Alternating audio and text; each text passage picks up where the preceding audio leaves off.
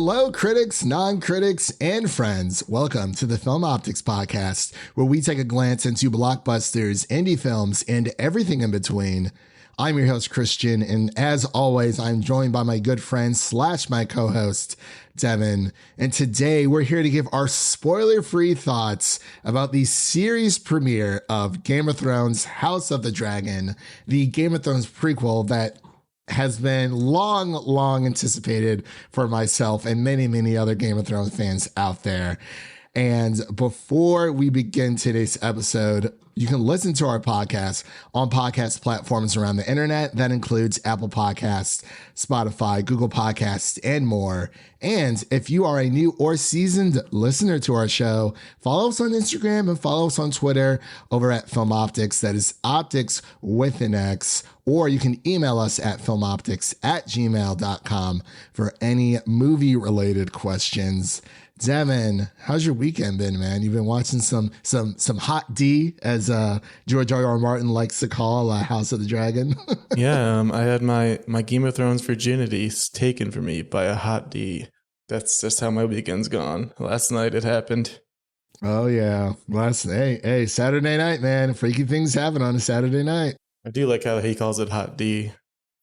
It is really funny how he calls it hot D, because I was watching a few videos, prepping for everything just to make sure that I was, explaining everything correctly, but to our listeners out there. But yeah, I didn't know that he he just referred it to as hot D. I like hot D, but I don't like their pronunciation of dynasty. Dynasty. The dynasty. The dynasty. I love it. So yeah, man, you just been watching some House of Dragons. You watched some Orphan First Kill. Interesting. Yeah, watching some Sandman bonus content. Oh, that's right. I need to watch that. I totally forgot. Thank you for reminding me, because I was like, I felt like there was something else I needed to watch this weekend, and I might do that later today, because it's only like an hour episode, but I think it's like 2 stories into one, something like that. Yeah, one animated one with the Sandman himself. Oh, dream. I still can't do his accent or his dialect. The way he speaks is like, it's insane. Makes the character. Yeah, definitely fits. Hey, he's not Batman though. I'm just joking, but I just thought it was funny. Neil Gaiman had told him, like, when they first started filming, I guess he had that raspiness to him, and he stopped the camera and he's like, stop trying to be Batman. Yeah, I could see that being a line that could be crossed. For sure. So, ladies and gentlemen out there, as we stated before, this is our spoiler-free episode of House of the Dragon, the series premiere, season 1, episode 1. We don't know the name of the episode because it was not on the screeners. So I think they just want to keep that, to themselves. But before we begin this review, I just want to thank HBO or Warner Brothers Discovery for allowing us to review this for you guys. Give us, let you guys hear our spoiler-free thoughts, our initial reactions of this beloved series. Regardless, there really couldn't be a more perfect duo to cover. I don't think you got the wily Game of Thrones veteran, and then you got me who knows nothing. It's the perfect yin and yang. We cover all bases. All bases. Is it yin and yang or yin and yang? Like or dynasty. Or dynasty. But yeah, I'm very excited to dive into this. So, ladies and gentlemen, we'll be right back after this introduction to House of the Dragon, episode 1.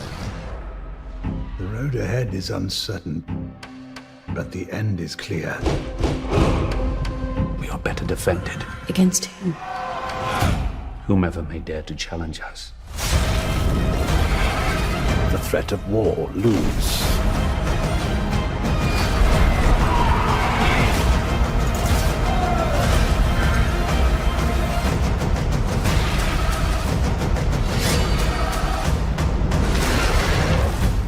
The gods have yet to make a man who lacks the patience for absolute power, Your Grace. All right, ladies and gentlemen, and we are back with our Hot D episode 1 review. Definitely going to be calling it Hot D. If you want to call it House of the Dragon, Devin, that's on you. But I think I'm going to call it some hot D. Hot D all the way. All the way. So this time I'm actually going to let Devin do the series info since he's so new, since, his cherry has been popped for Game of Thrones. I'm going to pass it over to him so he can give the series info. Kind of like a passing of the torch within the heirs here. House of the Dragon is the story of the House Targaryen set 200 years before the events of Game of Thrones. It has been created by Ryan J. Condal and George R.R. Martin himself. The big George guy, the big train conductor. And it stars Paddy Considine, Olivia Cooke, Emma D'Arcy, and Matt Smith, the scene stealer. Yeah. Oh, definitely. Matt Smith, regardless of what happened with Venom, Matt Smith did a very good job. You mean Morbius? Oh, I mean, it's all the same to me. Yeah. but yeah, I know exactly. His dancing scene is it's a great meme. Oh my gosh. I mean, hey, he gave it his all, Mr. Doctor Who himself, But yeah, as we've mentioned before, this is spoiler free. We're not going to be talking about the plot whatsoever because we are releasing this a little bit ahead of time of the series premiere since the embargo has lifted. Again, we just want to thank HBO and Warner Brothers Discovery for allowing us to cover this series for you guys. We're very excited. So I'm just going to pass it over to Devin. We're going to get into our initial reactions and then we're going to hit our final thoughts. And then we're just going to hit our ratings and get the heck on here. So Devin, what are your initial reactions to Hot D episode 1? Yeah, it's very, very interesting jumping into this world for the first time and just completely blind, like absolutely nothing. Like maybe some names, maybe some characters, but just no sense of anything. But this episode does a good job of, it tells a lot of story within 1 hour. Like there's a lot going on here and it does a pretty good job of balancing a bunch of different things. Like I said before, Matt Smith is definitely the scene stealer here. He's just kind of a badass in this episode. His armor and everything is very cool. And it's kind of a basic story to start off so far, but it's been pretty effective at setting things up. Just kind of the basic story of who's the heir to the crown, who's taken over after the king's gone. It's similar to what we saw in Northman earlier. It's always an intriguing tale when you see people fighting for that heir, and then see what kind of intrigue and death and destruction occurs following. But everything you hear about Game of Thrones, it happens here. There's blood, there's sex, there's dragons, there's incest. It covers it all. Like if you're a Game of Thrones fan, you're gonna like this. And for someone who hasn't watched it, it was pretty cool. Definitely entertaining. Well said, Devin. I definitely agree with you when it comes to Hot D. This episode does a really great job of world building and does a little bit of hand holding for people who have never seen the series, such as Devin. So, like he said before, it is a very interesting concept coming from a seasoned veteran as myself versus Devin, who is a newbie to the entire world of Westeros. I'm not like the biggest Game of Thrones expert in the world, but I am familiar with this world and is one of my favorite worlds to revisit from time and time again. But I really enjoyed everything about this episode. It's everything that Game of Thrones fans want. Like it's a show for longtime fans and newcomers alike. The original series, the DNA remains intact for this new series while giving the show its own identity because it is a prequel show. And as we've seen with Better Call Saul, that did wonders. But this is set 200 years before the events of Game of Thrones. The book that it is adapted from, this kind of starts like somewhere in the middle, but the entire book, Fire and Blood, is like the entire 300-year reign history of the Targaryens ruling over Westeros. So this is us actually seeing the Targaryens at the height of their power. With the original Game of Thrones, we only saw a few different, there's a few Targaryens that are, scattered around the world, but we actually get to see the Targaryen dynasty as a established name in Westeros this time around. And you can honestly dive into this this entire series without knowing or reading any of the books. Obviously, you know, Devin has, I think it's gotten Devin's seal of approval on that side, because I believe when we talked about Dune, you know, he had never read it before.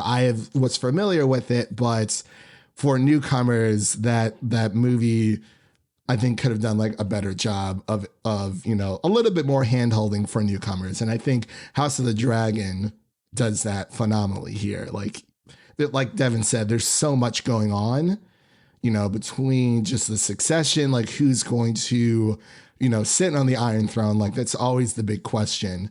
But within Fire and Blood, the book, and of course House of the Dragon, we're definitely going to see kind of like inner turmoil, more like a civil war unfolding within this entire series. So, you know, a lot of seeds have already been planted within season 1. Like Devin said, you know, Matt Smith and the rest of the cast, honestly, everyone just does a fantastic job. Matt Smith is definitely more of a scene stealer here this time around. And it's, you know, they're giving it its all. Like, I really just enjoy how they're able to give the show its own identity while connecting it to Game of Thrones. There are a lot of Easter eggs for, you know, longtime watchers and or listeners. You know, there's 3 main houses within this entire series, and they kind of established that during the beginning. Like there's House Valerian, who is also another house that came from Old Valyria, who actually arrived to Westeros before the Targaryens did. So they're more one and the same. I like how with the Valerians, they were actually able to cast them all as black actors, which is something that's really cool because they do share the same silver hair traits as the Targaryens because they all came from the same place. But this is a nice way to distinct, hey, the Targaryens are, you know, Daenerys' ancestors. You know, they are, you know, the silver hair, and technically they're supposed to have like purple eyes, but that's just in the books. But you also have House Valerian, who's also from Valyria, or Old Valyria, and they also have silver hair, but to kind of distinguish them between the two, they're kind of able to, you know, show that in a more distinct way, which I found was really awesome. And it's also nice to, you know, have some people of color within this world. Yeah, I'm sure there's already some reviews saying that's inaccurate. How dare you? I mean, but like, again, like I've said this time and time again, there's so many things within Game of Thrones, like even the main series, where they had to adapt things for TV. And I think this was a fantastic way to, you know, bring people of color in here. And, you know, the main houses that this entire series is going to be, you know, the original series was Starks versus Lannisters. This is going to be Targaryens, Hightowers, and Valerian. So those are going to be like the main 3 houses moving forward with this series. But like I said, there's a bunch of Easter eggs as well, which is pretty cool. But yeah, a little bit long-winded there. I'm just very excited for this. But I am going to cut myself short. Devin, is there anything else you wanted to bring up on our spoiler-free review that we haven't mentioned yet before we close out here? Yeah, without spoiling anything, I think this first episode, it actually made jousting look cool, which I feel like is pretty rare in media. Like, I feel like usually it's just kind of this lame, like barely hitting each other, like horses not going very fast, not very intense. But this one did a good job of hyping that up and showing how deadly it can be. Other than that, so we're getting 10 episodes of this. Yeah, 10 episodes for sure. I think I heard there might be like a time jump at some point because I saw there's different actresses for the 2 main younger females. Devin, you are correct. There are going to be a few time jumps within this entire series. So we have Millie Alcock playing Princess Rhaenyra Targaryen, the young version. And then we also have Emma Darcy. Right. She is playing the older version of Rhaenyra Targaryen.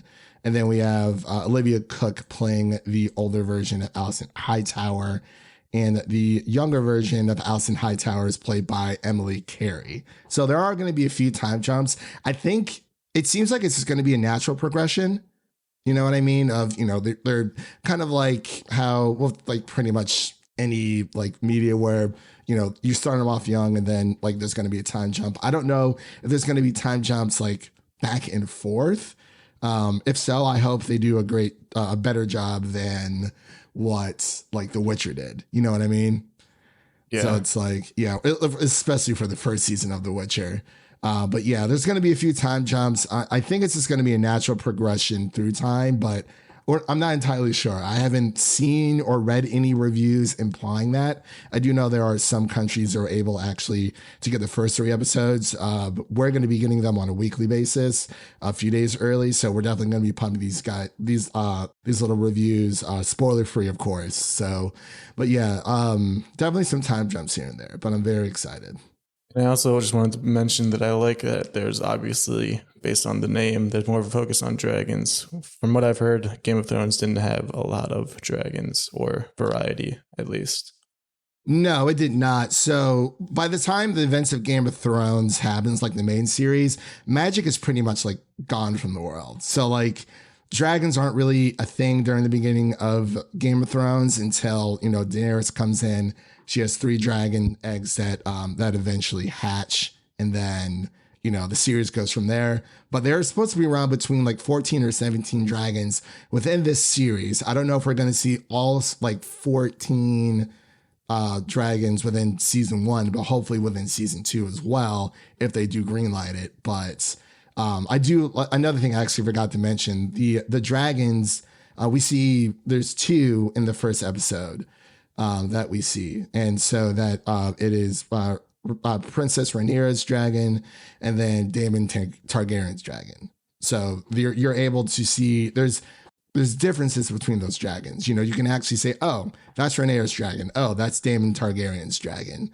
And I like how they're giving them more personality, more characteristics than they did in the original, because there was 3 dragons in the original, fully grown, but they were all the same model, just like slightly variation colors of each other, but you could barely even tell unless it was like, yeah. It was cool, but the CGI looks great as well, by the way. Like, oh my gosh, fantastic. So yeah, that pretty much concludes our coverage here of season 1, episode 1 of House of the Dragon, aka Hot D. We're not going to give our ratings as of yet because, as I've stated on our She-Hulk review, when it comes to TV shows, we're going to kind of wait until the series finale or season finale of whatever show that we are going to be covering here on the show. But, you know, we're definitely liking it a lot so far. At least I am. I'm hoping Devin, you know, this introduces him into a whole new world. So with all that said, if you've liked what you heard on today's episode, please subscribe to our podcast on your favorite podcast platform of choice, and make sure to share an episode of our podcast with a friend, whether it be your mother, your brother, your lover, whoever it may be. Make sure to share an episode of the Film Optix podcast with a movie lover in need. And really quick, what's coming up on deck? By the time this is out, I believe our Orphan First Kill review will be dropping very, very soon on this coming up Monday on August 22nd. We're also going to be covering Rogue One, a Star Wars story, because, you know, we're gearing up for Andor, which is very, very exciting. And of course, we have our Avatar: The Last Airbender Book 2 Earth review that will be dropping on Wednesday, the 24th of August, almost done with August, which is crazy to think about. And of course, you can now listen to our Bodies review, our The Sandman review as well, just to name a few. So all those are available for everyone to listen to on our podcast. So we hope you guys have a great day, and we'll see you guys in the next one. And that's a wrap for today. Thank you all for listening. And if you enjoy the show, leave us a 5-star rating and review on Apple Podcasts and Spotify. And follow us on Twitter and Instagram to stay in the know. That was Devin. My name is Christian. We'll see you guys on Dragonback. Peace.